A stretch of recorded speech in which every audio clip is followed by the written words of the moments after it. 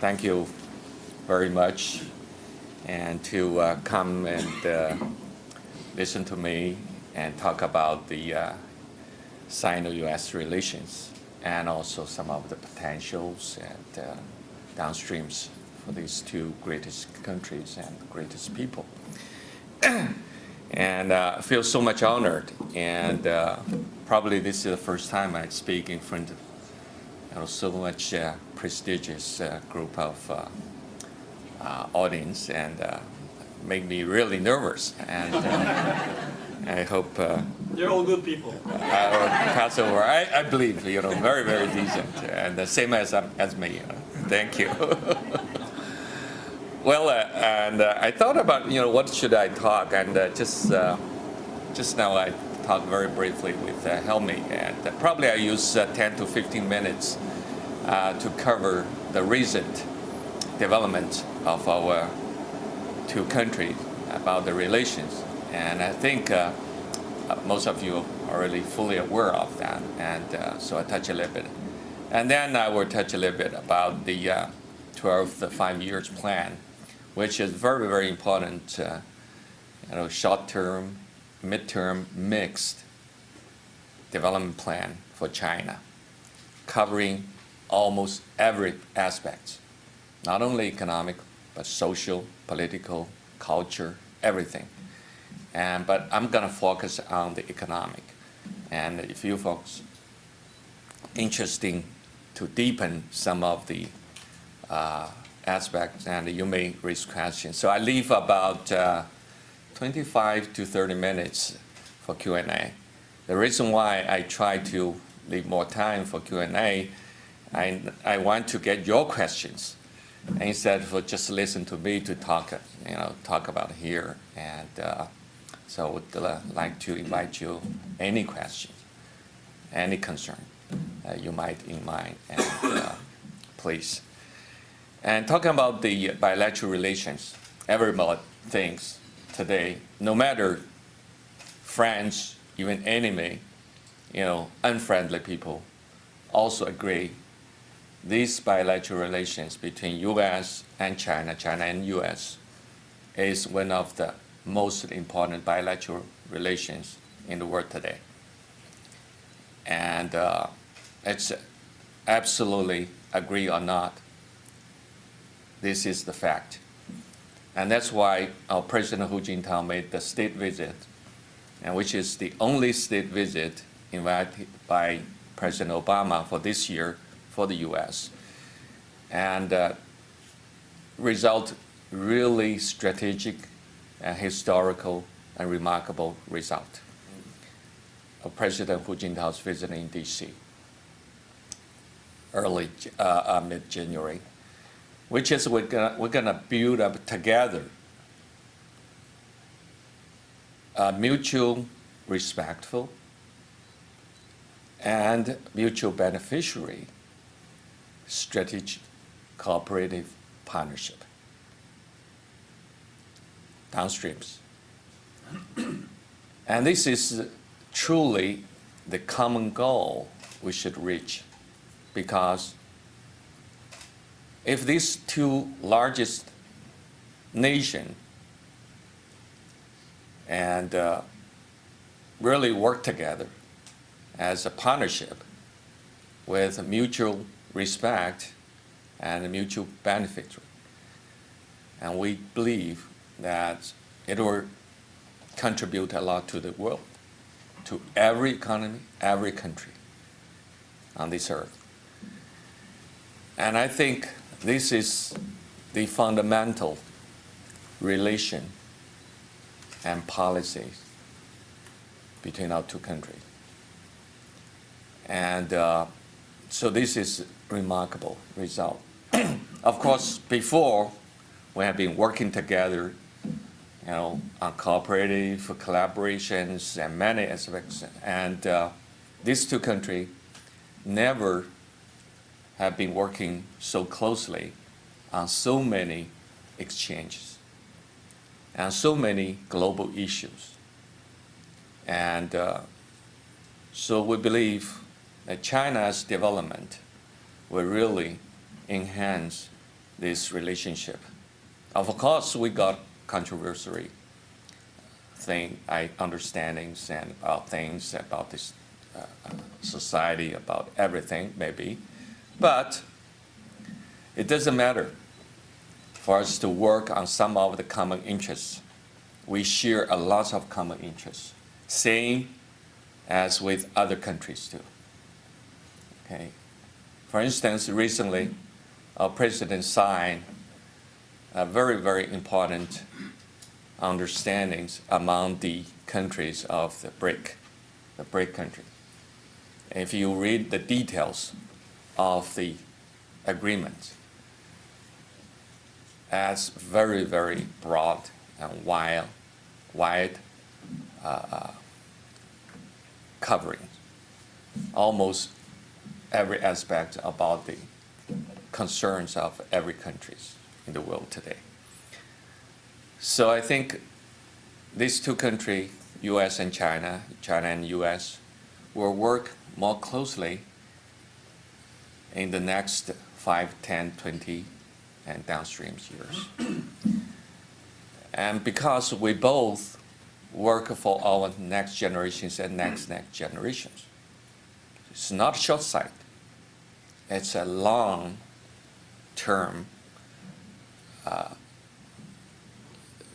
strategy for both of us. And let me cover some, because time limitations, so I not expand on this. About the 12th five-year plan, recently, last month, promulgated by the People's Congress. And this 5 years plan represents a very healthy strategic planning for the development of China in the next 5 years. There are three major concerns, or the major objects that we're going to reach. First of all, is to continuously bring up the people's living standard, almost on every aspect.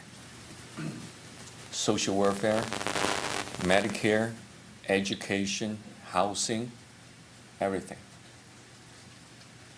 And also, with this plan, we're going to cover the equality of the whole society, especially focusing on the low-income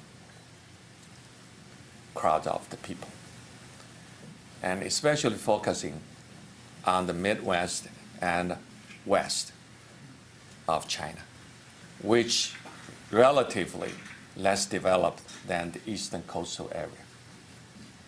And this is actually the continuation of last 5 or 8 years' efforts to boom the development of the Midwest and also even further the western region of China.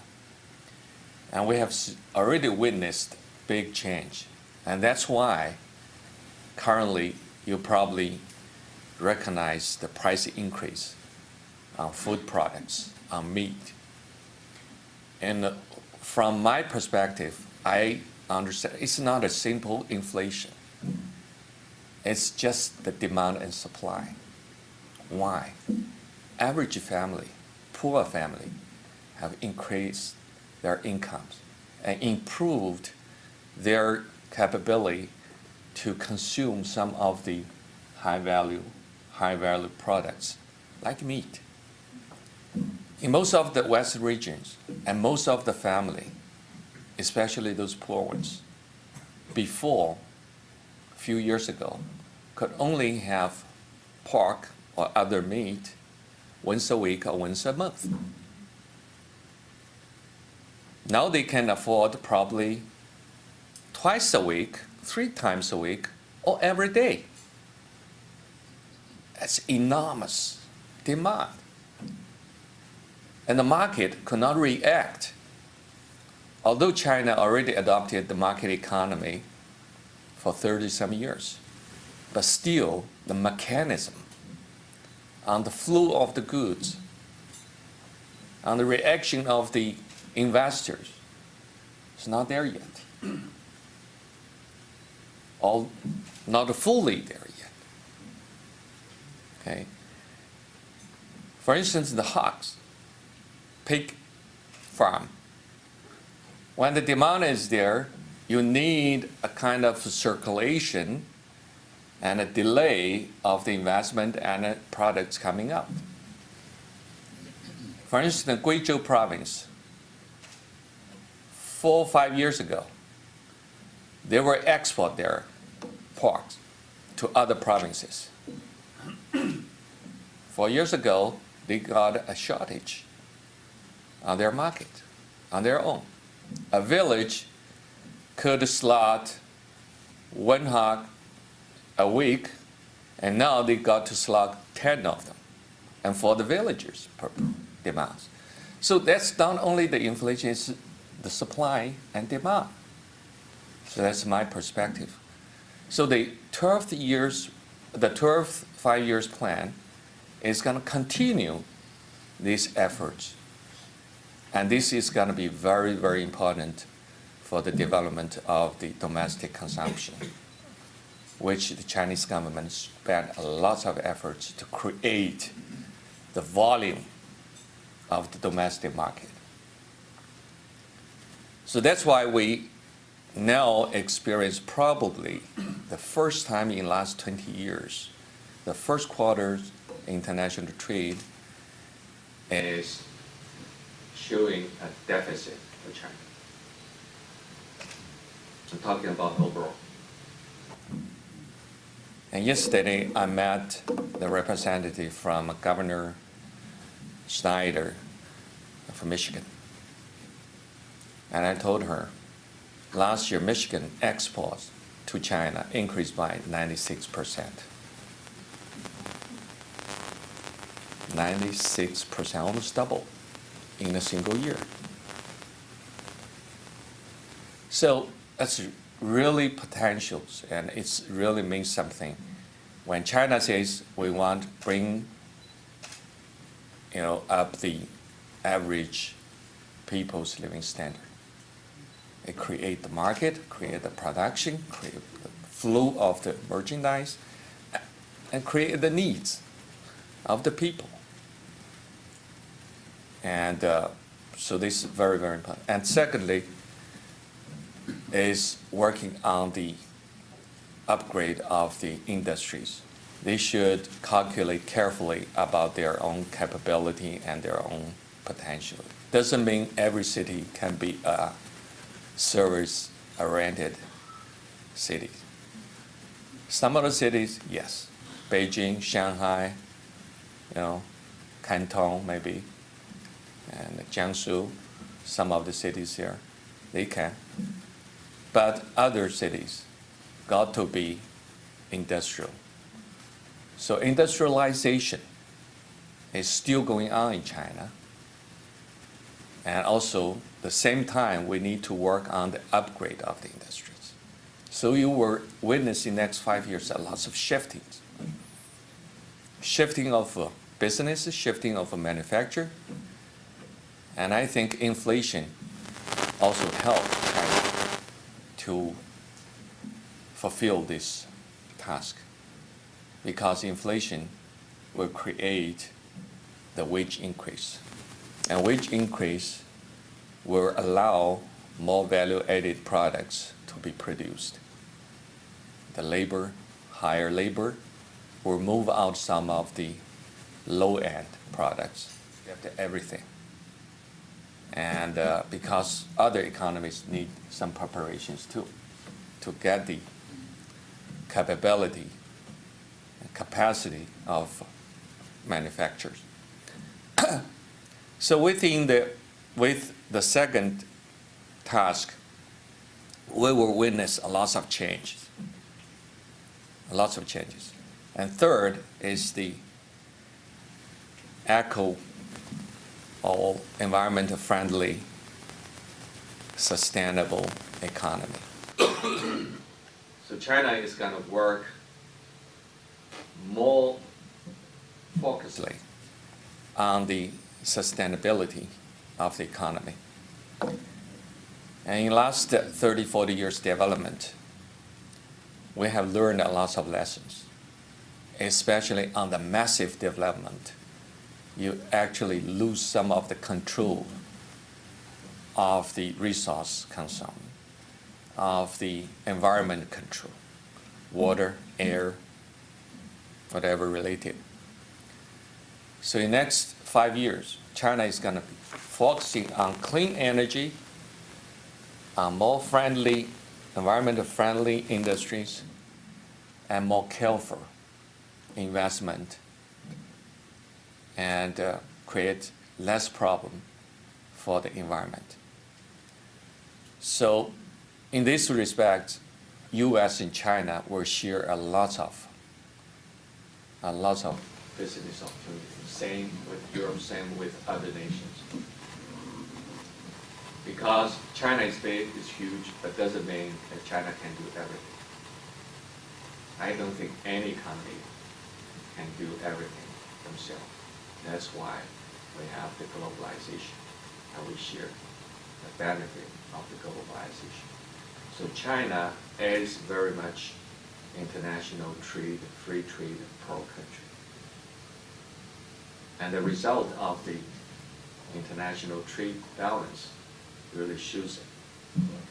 And so these three forces, to me, from my perspective, are the most important thing to China, to almost every family of China, and also to every economy of the world. Because only last year, China contributed 20% of the global economic growth.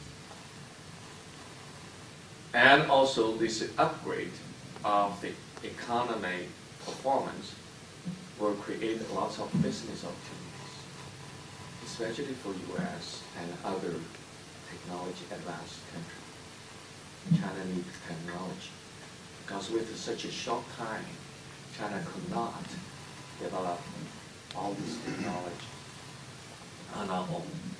Although we have invested a lot, education is going to be a focusing, and they are talking about 4% of GDP to be invested on education.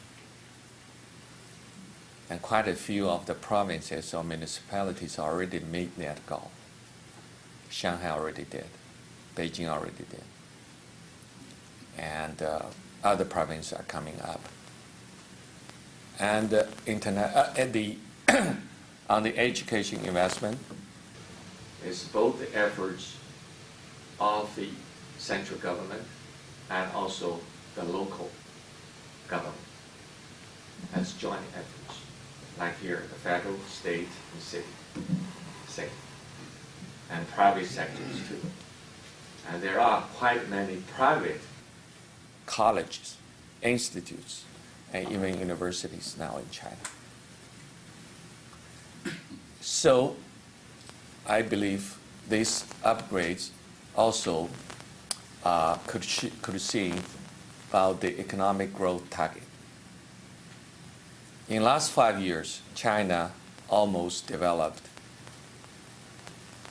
with 2-digit increase. Last year we did 10.2%. But for the next 5 years, we targeted 7.5%. Lower down the growth, but more healthier. And more investment will be going to the infrastructures and cultural, agriculture related, and industrial upgrade related, and also on the transportation systems and networking, and also education, scientists, and technology developments too. And science and technology development, we targeted 3% investment of the GDPs. Enormous efforts. And all this will create enormous business for the world, and so to help the world economy. Well, I think spent a little bit more and leave the rest of the time for your questions. Thank you. Thank you very much. So any questions? Please. Question. Thank you, Consul Yan, for a very informative presentation. You didn't seem nervous at all to me. It looks like a very interesting ensuing 5 years. But I wondered, the BRIC Confederation are competing somewhat with the U.S. in attaining oil assets. Do you feel that there's a way that the two entities could cooperate in the search and acquisition of oil instead of competing, which drives the price up? Yeah, Richard really brought up quite an interesting question, and actually we both concerned very much about the energy, especially the natural, for the fossil fuel and the fossil energies, because of the enormous economic development, really creates enormous demand on the consumption of the oil. And so I believe these two countries, it's not a matter of whether or, it's a matter of must. We have to. We have to work together. Even not only between our two countries, I think the world needs to work together. Look at the gas price here. Look at the increase of the gas price in China created so much problems. It's not a simple matter of price, commodities price. It's a matter of stability of the social, of the society. People could not afford it. People could not afford it because the whole system, economic system, could not respond. The people's income could not follow it. But at the same time, our technology is not that well developed yet. It's not ready. So we have to work together on the natural resources, on the energy issues, and we have to. And I believe these two countries gonna work more closely on how to make more efficient, more effective, more clean, and more sustainable energy, and create the policies. Not the policies dealing with each other only, but the policies to handle the interest from the United States. And the agricultural products, not only the meat products, but also the feeding materials, and corn, wheat, and soybean. We're buying a lot. And talking about the investment, truly yes. And I've been talking probably every speech and to say food processing is a very, very good potential for Midwest. And many investors will come. And I think the result of President Hu's visit, one of that, is that Chicago, Midwest has been more known by the Chinese business communities and potential investors. And remember, attached with the official delegation, we got 500 entrepreneurs into Chicago.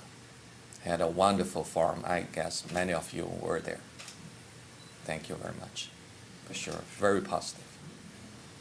Yes. Sure, please. Yes, I wanted to thank you for being here today, and I wanted to thank Niagara Foundation for a very fortuitous meeting this morning. I don't know how many of you realize this, but this morning, literally as we speak, the Asia Society is releasing a close to 100-page report on Chinese foreign direct investment. They estimate that over the next decade, $2 trillion is going to go in foreign direct investment out of China. Not equity investing, not buying bonds, but good old-fashioned companies. And the perspective was the U.S.'s, and it talks about all the controversies and some of the separate issues. Expanding on the question that was just asked, if you could continue on that theme, almost as suggestions or guideposts. We can talk about the big picture political stuff, but we're here in Illinois. What can be done, practically speaking, to make sure that Illinois, I mean, the U.S. is a big country, we could talk about Illinois, benefits from those flows? I believe Illinois need to work as the Mayor Daley's, energy, inspiration. In 6 months, he made 2 trips to China, focusing on business, focusing on education exchange, focusing on culture, focusing on the relations. And I know Governor Pat-Quinn is preparing to take a trip, probably in September, October, to China. And many other governors from the states around are preparing their trips to China. And China truly will invest and determined to invest in abroad. Why? Because we have already benefited in the last 30-some years to attract foreign investment into China, which helped China a lot. Not only production, not only manufacturing and technology-wise, but also management. Look at the management skills has been improved so much. And China's average GDP per capita last year reached $4,000. And most of the areas in the East Coast area already passed $6,000. And because once the economy passes over $6,000, you got excess money to invest in abroad. So China has reached the point. Truly, yes, exactly as what you said. China's investment in this respect is going to be very much focusing on manufacturing. Illinois got a real good development foundation. You got the most skillful workmanship, labor, and engineering, and technology. And you got so much capability on education. You got the best schools here, and R&D centers. I don't know how many. I have been some of them. Very impressive. And all this will help these 2 countries to work together. So I believe more investors will come. And if we gave very friendly environment to them. I talked to quite a few mayors around Chicago and Illinois, and also talked in Springfield to the senators and the House of Representatives. And I believe we do have the environment here. So investors, if you invest in the manufacturers, this is the most ideal place. Thank you. Yes. You mentioned HSR, and that's one of Mayor Daley's kind of big projects right now, especially after his recent trip to China. Can you talk about high-speed rail in China, some of the challenges, some of the successes? Yes, with China in last 7, I think should be around 8 years, 10 to 8 years. And China has been focusing on development of the HSR system. And we learned a lot from the worldwide technology. And it's public. And on the Chinese technology, we have developed over 10 core technologies and the intellectual property, core technology, to upgrade the HSR systems. So the HSR system running now in China is truly the innovation of Chinese efforts on innovation. And this technology, I think, is very, very suitable to the flat environment, land. So to the Midwest, it's very, very important because with that technology, the climbing percentage angle is about 1 to 1.5%. And also make curve because it's such a high speed and it's a real system and running by the wheels and these big curves. And Midwest got a vast and plain and low-level land. So connecting all these big cities is very, very suitable for that technology. And the speed, now we know it's quite safely can reach over 200 miles. And with this system, the benefit is that along the line, the urbanization will be reshaped. Property will be recalculated. Look at the result between Shanghai, Beijing, and Hangzhou. Hangzhou, 10 years ago, their property price, I'm talking about homes, probably is about 70% of Shanghai. Now, they are number one in the country, most expensive, surpass Shanghai and Beijing. They are challenging Hong Kong. Why? Because the traveling distance. So it's not a matter of distance now, it's a matter of timing, matter of time. Between Shanghai and Hangzhou is 268 kilometers. And with this distance, now you spend less than 30 minutes to reach.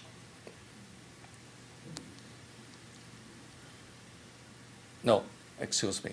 Less than 30 minutes reached by the maglev. And with the high-speed rail, it's about 37, 38 minutes, precisely. So the line itself, people talking about the expense, it's too expensive. The line itself will never pay off itself, or never.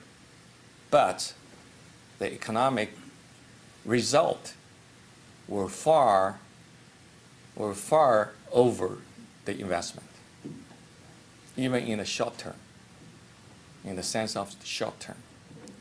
And now in China, about 5,000 miles of HRR are in operation.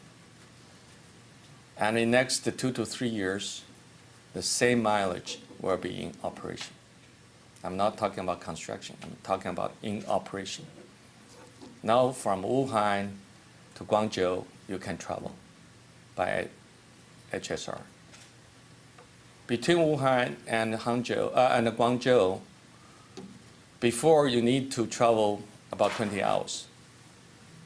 Now it's a matter of 5 hours. Enormous. And in June, Shanghai and Beijing will be connected. And between Shanghai and Beijing, it's about 4.5 hours.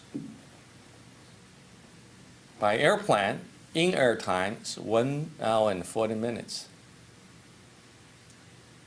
And taxiing, checking, waiting, and commuting, or at least 4 and 5 hours. But this is town to town, the downtown to downtown system. It's very, very inspiring. And I think you guys need that. And it's very environmental friendly. Nobody touching or less people, few people touch the pollution of the air traffic. Actually, air traffic pollute the most. of our air. Just the taking off 747 would consume at least 1.5 tons of fuel, believe it or not. That's why air ticket is so expensive. Thank you. Let's get to the last question. Yeah, please. When the Chinese financial authorities agreed to float their currency, I think many Americans had very unrealistic expectations as to what to expect among the exchange rates. I'm just curious, how do Chinese financial authorities look at setting the exchange rate in the future? What's reasonable to expect there? Well, I've talked about these issues from my personal perspective, from my personal experience. I'm not a real expert in this respect, but from common sense, from my career experience, I understand the exchange issue has been really or wrongfully accelerated. The exchange, foreign exchange currency, or the currency exchange ratio must be developed, must be decided by the market with the government governing. People would say Chinese government control the currencies. Is there any other country, any government in the world does not hand on the currency control? Show me an example. Even an island country, they concern if they do have their own currency. They got to watch it. They got to monitor it. So China has been monitoring the exchange rate between other currencies, renminbi and other currencies, since mid-80s. And about 87 or 88, we had the swap market, foreign exchange swap market established in Shanghai. That's the initiative on the how to say, to get the knowledge and get the feedback from the international currency market. With China's capability on export, China's currency will get more value, and renminbi got to be increase the value, got to be. But how to do it? How to manage it to give a sustainable and stable market react? One thing really, or two things, really bothered the Chinese government. One is the hot money. Okay. Second is the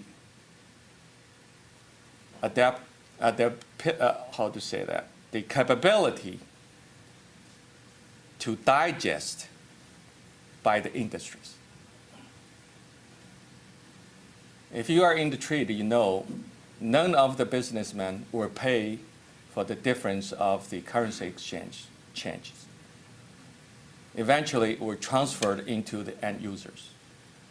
Not necessarily industrial end users, but the consuming end users. Because every economy, the final payer are the consumers. If you think about it, it's not industrial users. It's the household users. So if you put, you push Chinese currency increase, eventually every consumer will pay for that. It's not Chinese government, it's not the business. Of course, if you increase too much, business could not adjust it.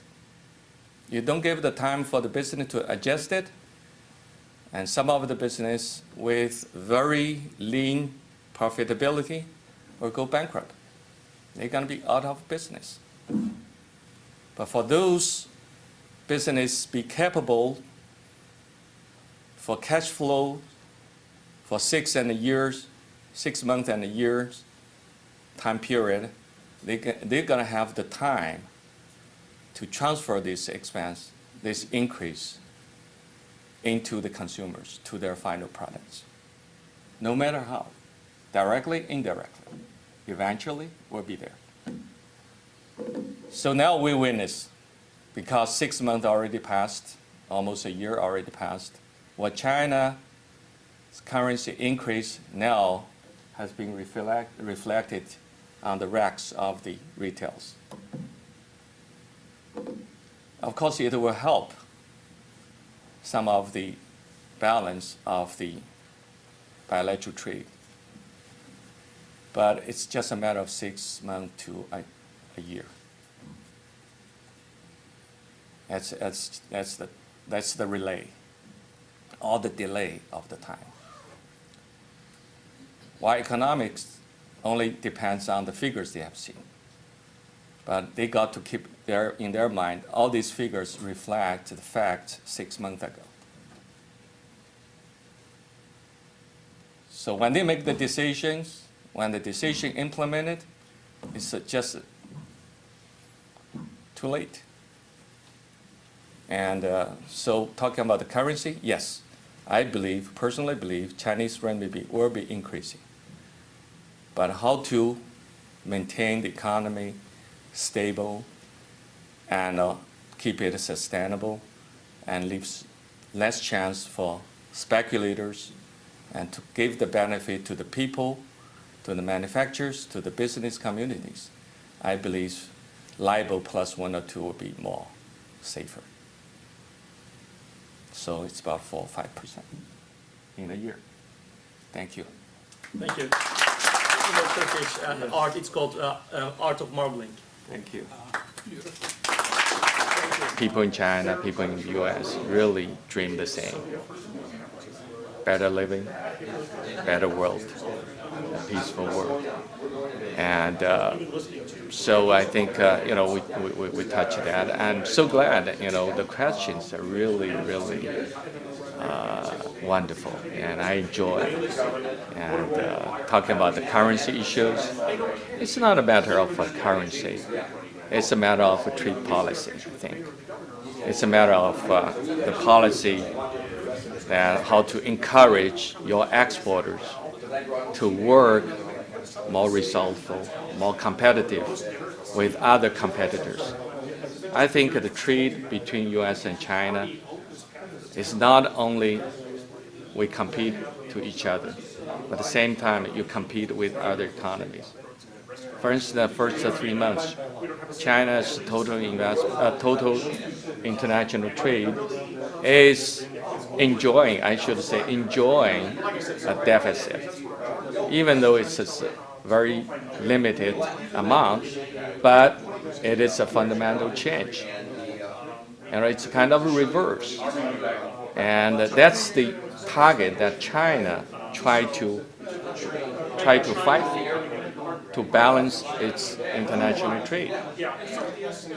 And if China enjoy the deficit or the balance of international trade, why should the U.S. and China got so much trade issues, got so much deficit on the U.S. side?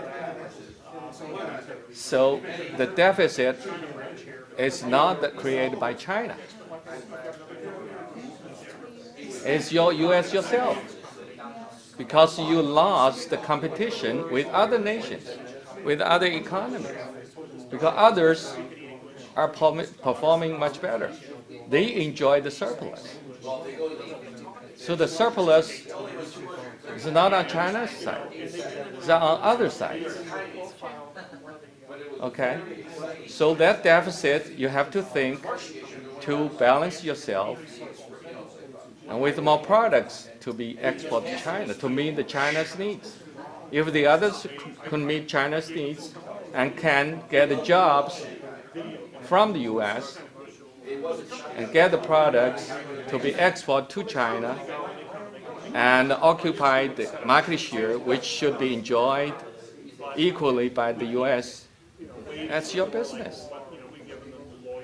So it's not the currency, because China's currency is open to others too, not only to the US dollars, but also to Euro dollars, also to Japanese yen, also to Korean yen. If Korean, Japanese, Germany, French can enjoy surplus on the trade with China, why not the US?